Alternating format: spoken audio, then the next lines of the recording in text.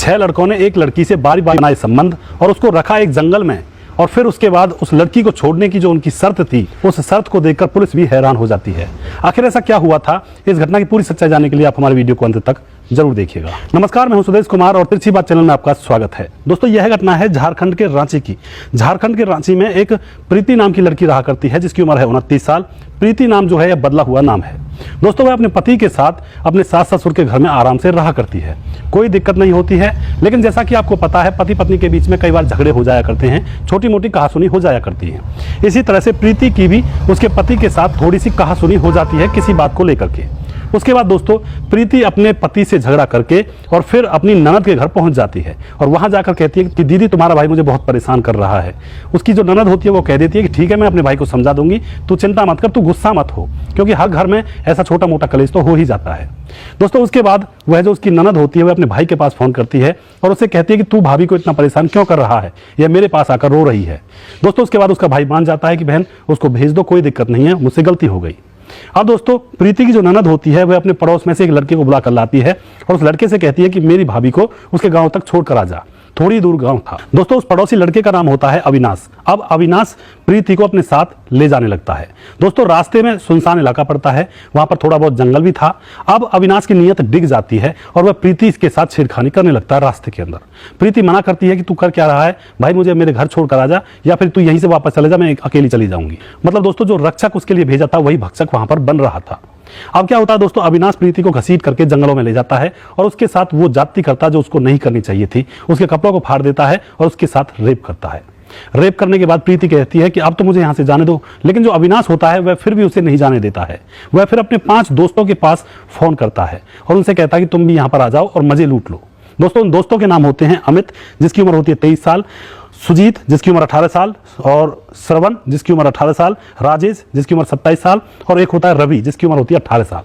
अब दोस्तों, वह 5 दोस्त भी वहां उस जंगल में पहुंच जाते हैं। वहां जाकर देखते हैं कि एक लड़की उनके दोस्त अविनाश के साथ नग्न अवस्था में पड़ी हुई है। तो दोस्तों, वो 5 लोग भी उसके ऊपर जा चिपकते हैं, उसके साथ वो गंदी हरकत करते हैं जो इंसानियत को शर्मसार करती है। उन 5 दरिंदों ने भी उस लड़की के साथ वही गंदी हरकत कर डाली।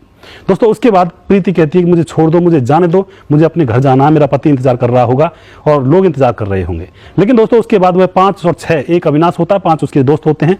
अब वह प्रीति से कहते हैं कि तुम्हें हम जाने नहीं देंगे, तुम्हें अगर जाना है तो तुम्हें हमारी एक शर्त पूरी करनी होगी, तुम्हें अपनी कोई सहेली भी यहाँ पर बुलानी होगी, हम उसके साथ भी ऐसा ही कृत्य करेंगे।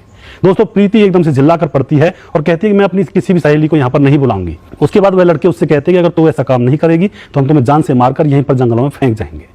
तू अपनी किसी सहेली को बुला दे और फिर हम उसके साथ ऐसा ही करके फिर तुम दोनों को हम यहाँ पे छोड़ देंगे। लेकिन फिर भी यही शर्त होगी, तुम किसी से कहोगी नहीं, अगर तुम किसी से कहोगी तो हम तुम्हें पहले ही जान से मार देते हैं। दोस्तों, उसके बाद प्रीति को ब्लैकमेल किया जाता है और फिर वह अपनी सहेली के पास फोन करती है। उसकी सहेली पूछती है कि तू कहाँ है, तो प्रीति कहती है कि मैं यहाँ पर जंगली रास्ते में फंसी हुई हूँ, मेरे पास कोई सवारी नहीं है, तू अपनी स्कूटी को लेकर यहाँ पर आ जा मुझे लेने के लिए। दोस्तों, उसकी सहेली वहाँ पर स्कूटी को लेकर आ जाती है और जैसे उसकी सहेली वहाँ जंगल की तरफ आती है तो वो लड़के उसकी सहेली को भी अंदर जंगल की तरफ घसीट लेते हैं और फिर दोस्तों उसके भी कपड़ों को फाड़ने लगते हैं। प्रीति भी वहाँ पर रो रही होती है, चिल्ला रही होती है और वह जो उसकी सहेली आई थी वह भी चिल्ला रही होती है।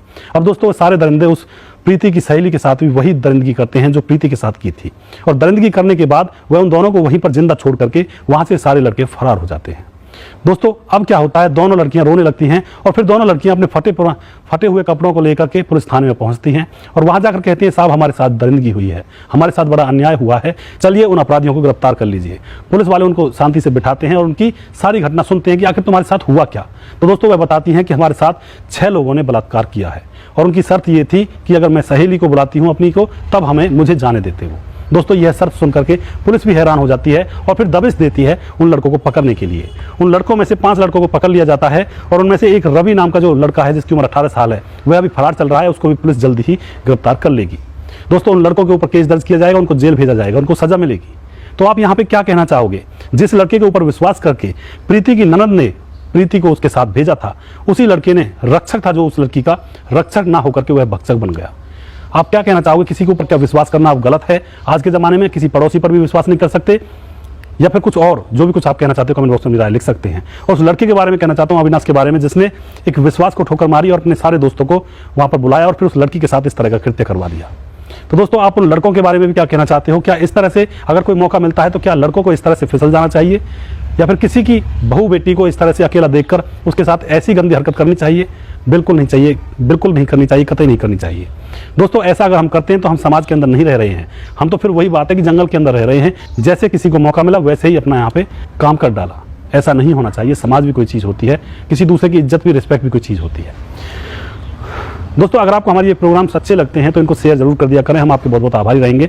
और अगर आप इस वीडियोस को यूट्यूब पर देख रहे हैं तो वहाँ पर स्पेशल थैंक्स का बटन आ चुका है, और अगर आप इस वीडियो को फेसबुक पर देख रहे हैं तो यहाँ पर स्टार का बटन आ चुका है, उसका भी आप प्रयोग कर सकते हैं। दोस्तों नेक्स्ट वीडियो में जल्दी फिर से लेकर आऊंगा किसी सच्ची घटना के ऊपर। तब तक आप खुश रहें, सावधान रहें, रिश्तों की अहमियत को समझें, किसी की मजबूरी का फायदा ना उठाएं। जय हिंद।